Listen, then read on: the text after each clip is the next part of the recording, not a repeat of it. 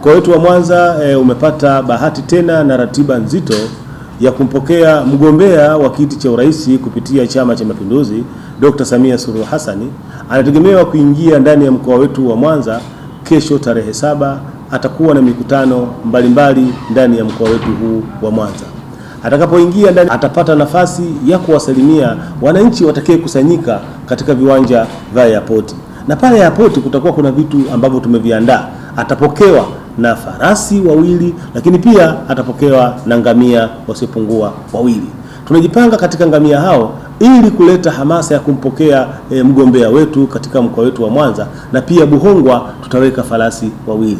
Ina maana akitua tu airport atasalimia wananchi wa mkoa wa Mwanza, na hatimaye tumewaandalia tena wananchi katika kituo cha pale Buhongwa kilichoko Nyamagana, na kutoka hapo ataenda kusalimia wanachama na wananchi katika wilaya ya Misungwi katika uwanja wa Mnadani ulioko pale Misungwi. Tarehe 7 mwezi huu wa 10 tutakuwa na ziara ya mgombea wa urais wa Jamhuri ya Muungano wa Tanzania, Dr. Samia Suluhu Hassan kwa tiketi ya Chama cha Mapinduzi.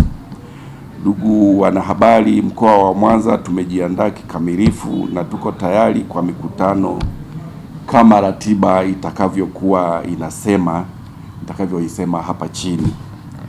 Tarehe 7 atawasili kwenye viwanja vya ndege vya Mwanza saa 2 kamili asubuhi, na kutakuwa na mapokezi pale kwenye roundabout ya uwanja wa ndege pale Mwanza Airport.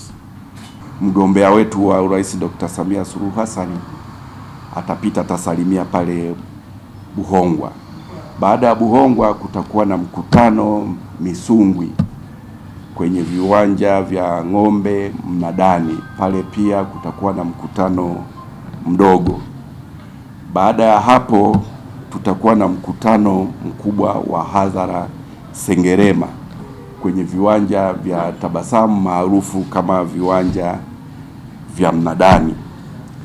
Lakini tarehe 8 mwezi huu wa 10 kutakuwa na mkutano mkubwa wa hadhara kwenye uwanja wa Nyamagana. Ndugu wanahabari, nachukua nafasi hii kuwataarifu wananchi katika maeneo ya Buhongwa, Misungwi na katika viwanja vya Ng'ombe na mkutano wa hadhara Sengerema Mnadani. Kwa nafasi hii kuwakaribisha wote kujitokeza kwa wingi kusikiliza sera nzuri za mgombea wetu wa Chama cha Mapinduzi.